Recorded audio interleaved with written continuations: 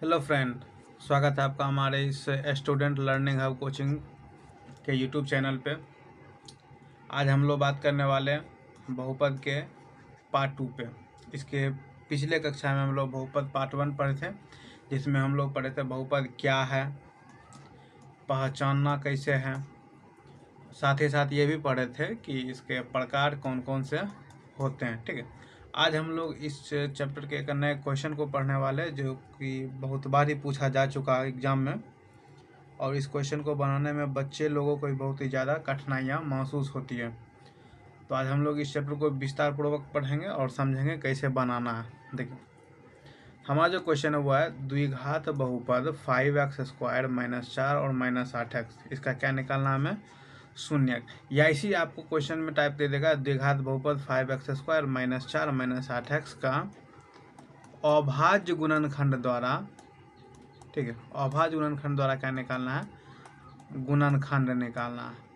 ठीक है, अभाज्य गुणनखंड भी गुणनखंड निकालना है।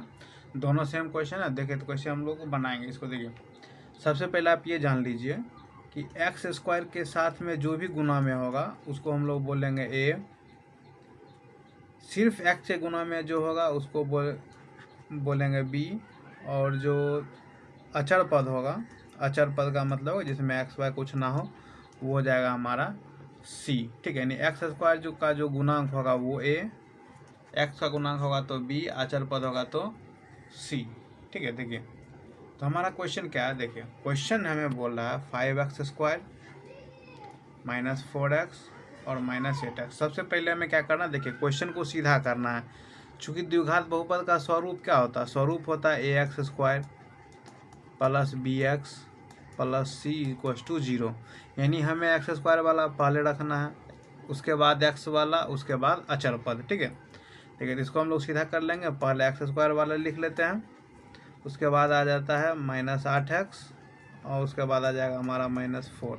ठीक है, इसको हम लोग को क्या करना? गुणनखंड निकालना है। गुणनखंड निकालने के बाद ही इसका हम शून्य निकाल पाएंगे। देखिए, तो गुणनखंड निकालने के लिए सबसे फर्स्ट हमें क्या करना है वो देख लीजिए।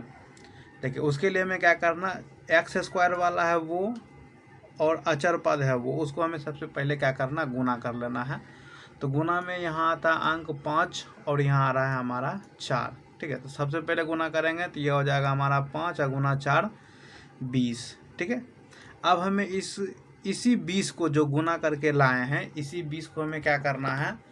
तोड़ना है और दो भाग में तोड़ना है। ठीक है, पहला और दूसरा भाग, दो भाग में ही टूटेगा ये। देखिए, तो तोड़ेंगे कैसे? तो इसको आप क्या करिए, लिखिए कि किसको किसको गुना करने पर हमें ये 20 प्राप्त हो रही है, ताकि हमें चुनने में आसानी हो। देखिए, सबसे पहले अगर हम लोग तोड़ेंगे, 1 से गुना करेंगे तो 1 गुना 20 हो जाएगा। इसको हम लोग रिटर्न कर सकते हैं, उल्टा कर सकते हैं, 20 गुना 1। फिर 2 गुना 10 करेंगे, इसी को उल्टा कर देंगे तो हो जाएगा 10 गुना 2। इसको आगे करेंगे तो ये हो जाएगा 4 गुना 5, इसी को उल्टा कर देंगे तो ये हो जाएगा 5 गुना 4। इसके बाद कोई ऐसा अंक नहीं है जिसको हम गुना करेंगे तो 20 आ जाए। ठीक है, कोई ऐसा अंक नहीं है। देखिए, तो इसी सब में से हमको क्या करना पड़ेगा? चुनना पड़ेगा।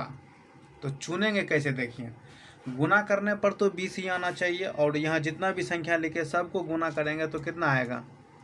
सबका गुना 20 ही आएगा। लेकिन हमें लाना है जोड़ करके या घटा करके -8, यानी सबसे बीच में जो मान रहेगा, ठीक है, उसका मान हमें क्या करना है? यहाँ लाना है।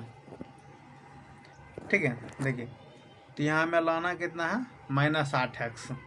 ठीक है, तो इसमें से आपको जोड़ करके और घटा करके देखना है कि किसको किसको जोड़ेंगे या घटाएंगे तो हमें -8 आ रहा है। ठीक है, देखिए, घटा करके देख लेते कितना आता है। देखिए, 1 में से 20 घटाएंगे तो -19।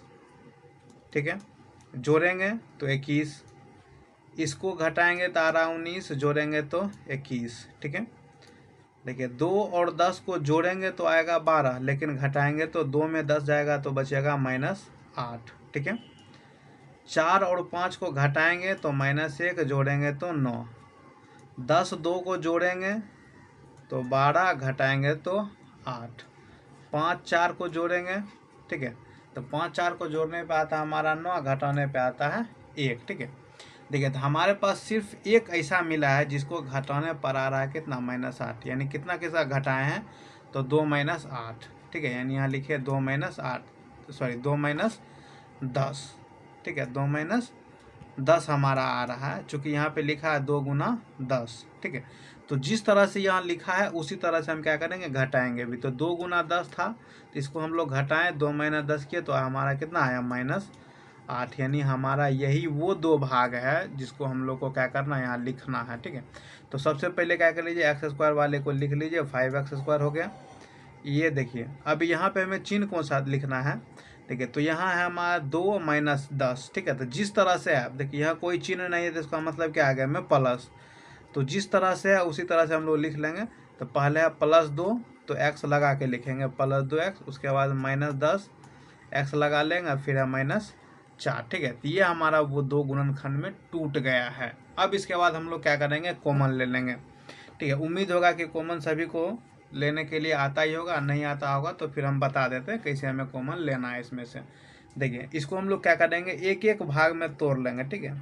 देखिए इसको हम लोग लिखेंगे 5 × x × x, प्लस 2x को लिखेंगे 2 × 1 × x, ठीक है।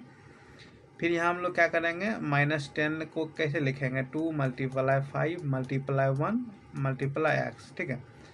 -4 को कैसे लिखेंगे, 4 सॉरी थोड़ा सा मिस्टेक, ठीक है। 4 को 4 नहीं, एकदम छोटा से छोटा फॉर्म में तोड़ करके लिखना है। तो 2 × 2 × 1, इस भाग में हमारा क्या हो गया, टूट गया। तो अब हमें क्या करना है, इसमें से कॉमन निकालना है। देखिए तो इसमें और इसमें जो जो मिल रहा है वो हमें क्या करना, सबसे पहले कॉमन है। देखिए ये मिला x, यहाँ मिला x, तो पहले x लिख लेंगे, मल्टीप्लाई, और कुछ नहीं मिला है तो ब्रैकेट में जो जो बचा, यहाँ बचा 5, यहाँ बचा x, यहाँ लिख लीजिए 5 × x, ये प्लस है तो प्लस। अब यहाँ देखिए बचा है 2 × 1, ठीक है। तो यहाँ 2 × 1, यहाँ क्या करेंगे, देखिए दोनों में माइनस है, खैर दोनों में माइनस मिले या ना मिले, जो यहाँ चिन्ह रहेगा यहाँ वो लेना, ठीक है। अब देखिए जो जो मिल रहा है, 1 2 मिला, ये 2, फिर 1 मिला, ये 1 मिला, दोनों लिख लीजिए। तो 2 × 1 ब्रैकेट में क्या करेंगे, जो बचेगा वो देखिए 5 × x। अब ये देखिए माइनस है तो जब भी यहाँ माइनस लेंगे तो यहाँ हो जाएगा प्लस, ठीक है। और प्लस रहता है तो माइनस लिखते हैं। अब यहाँ बचा है सिर्फ 2, देखिए ये हुआ x, इसको मल्टीप्लाई कर लेंगे, 5x हो गया प्लस ये 2, यहाँ बचा -2 बन जाए 2, या आया 5x + 2, ठीक है। जो दोनों ब्रैकेट वाला मिल रहा है उसको हम लोग क्या करेंगे, एक साथ लिख लेंगे। ये आ गया 5x + 2, और दूसरा ब्रैकेट में जो बाहर है उसको एक साथ लिख लेंगे, तो ये हो जाएगा हमारा x - 2, ठीक है। ये हमारा क्या हो गया, गुणनखंड, ठीक है। यहाँ तक हमारा आ गया गुणनखंड। अगर गुणनखंड निकालने पूछा जाए तो सिर्फ और सिर्फ हमें क्या करना, यहीं तक बनाना है।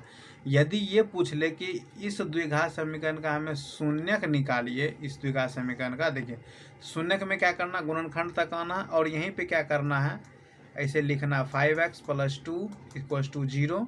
तो यहाँ x = हो जाएगा, देखिए ये +2 उधर जा करके -2, इधर 5 मल्टीप्लाई में, इधर आकर के आ जाएगा आपका डिवाइड में। ये एक हो गया x मान का, दूसरा है x - 2 = 0, यानी इसके बराबर भी 0 करना है। यहाँ से x बराबर आ जाएगा 2। ये हमारा हो गया शून्य, ठीक है। ये हमारा क्या हो जाएगा, शून्य क्या, सॉरी यहाँ मिस्टेक से 2 लिखा गया था, चूँकि यहाँ 5 मल्टीप्लाई में है तो 5 ही आएगा डिवाइड में, ठीक है। एक शून्यक हमारा हो गया -2/5, एक हमारा शून्यक हो गया 2, ठीक है। आज का क्वेश्चन यहीं तक, नेक्स्ट क्वेश्चन हम लोग मिलेंगे नेक्स्ट पार्ट में। बच्चे को जरूर ये वीडियो शेयर करें ताकि वो भी आसानी से आसानी गुणनखंड निकालना और शून्यक निकालना सीख सकें। मिलते हैं नेक्स्ट पार्ट में नेक्स्ट क्वेश्चन के साथ। धन्यवाद।